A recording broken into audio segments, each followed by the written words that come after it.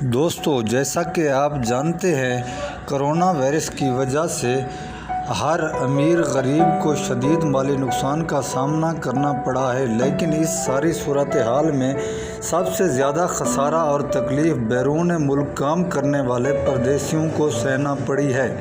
اس وقت بیرون ملک واپس جانے کے منتظر افراد دوہری پریشانی کا شکار ہیں۔ ایک طرف سعودی حکومت کی جانب سے صرف 15 دن کے اندر واپسی کے حکم کی وجہ سے ایک طرف ایئر ٹکٹ کے لیے ذلیل و خوار ہو رہے ہیں، تو دوسری جانب ٹکٹ نہ ملنے پر ویزا ضائع ہونے کا خدشہ انہیں سکون نہیں لینے دے رہا۔ موجودہ صورتحال میں ایئر لائنز کے ٹکٹ بہت مہنگے فروخت ہونا شروع ہو گئے ہیں۔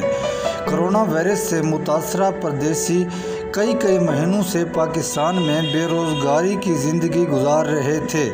جیسے ہی سعودی عرب کے لیے فلائٹس اوپن ہوئیں، بلیک مافیا بھی سرگرم ہو گیا۔ واپسی کے لیے P I A air blue Saudi airline کے ٹکٹس 1,23,000 سے اوپر کے فروخت کر رہے ہیں۔ تبدیلی سرکار خدا را کچھ تو رحم کریں۔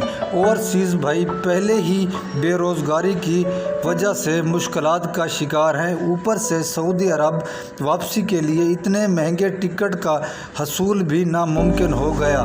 یاد رہے، ذلیل ہونے والے مسافروں کی اکثریت وہی ہیں جو الیکشن سے پہلے تبدیلی سرکار کو ووٹ دینے کے لیے ایئرپورٹ سے سیلفی کھینچ کر کہتے تھے ہم تبدیلی لانے کے لیے وطن آ رہے ہیں۔